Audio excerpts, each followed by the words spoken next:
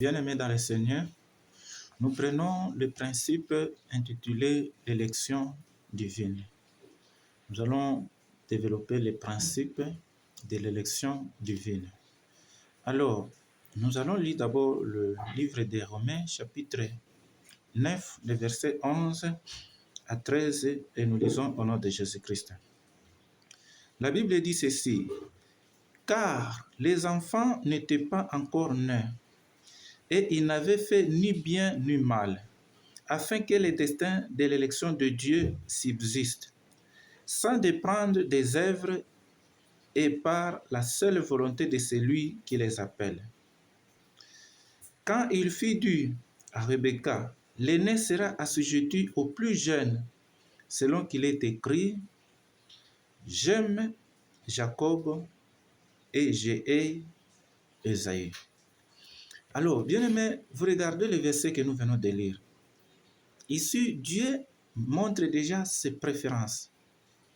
Il dit, avant que les deux enfants soient nés, pendant qu'ils étaient dans le ventre de leur mère, ils n'avaient fait aucun acte pour dire que celui a bien agi et celui-ci n'a pas bien agi.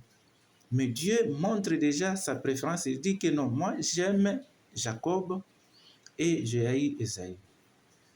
Alors bien aimé, lorsque on est en face de ce verset, des fois c'est un verset qui peut être aussi confusion. Moi je me rappelle quand je n'étais pas encore vraiment dans la parole de Dieu, j'étais en train vraiment de prendre ce verset et en train de marteler, de chercher à convaincre les gens que vous savez déjà dans la Bible, Dieu a déjà destiné les choses qui vont aller bien et les choses qui n'iront pas bien. Et si quelqu'un aujourd'hui est dans le péché, c'est parce que Dieu l'a voulu. Alors j'étais en train vraiment de développer des raisonnements. Alors tous ces raisonnements, c'était de mauvais raisonnements. Et aujourd'hui, Dieu m'a fait grâce et il m'a appelé pour le servir. Il y a beaucoup de choses que je commence à comprendre et je me dis, avant, j'avais tellement beaucoup de tort. Alors ici, dans le principe de l'élection, qu'est-ce que ça veut dire? Ici, c'est un principe que Dieu est en train de montrer que les choses qui sont venues en première position sont appelées à disparaître. Et ceux qui viennent en deuxième position, c'est ceux qui vont subsister.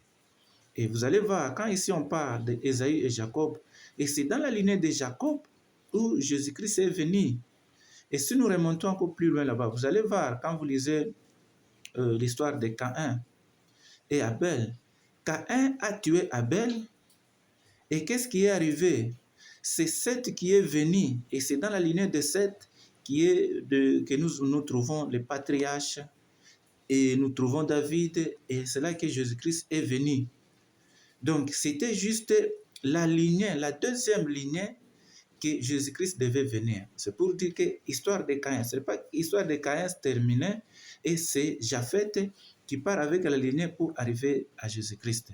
Donc, ceux qui viennent en première position sont appelés à disparaître pour laisser la place à ceux qui viennent en deuxième position. Nous allons voir plusieurs exemples.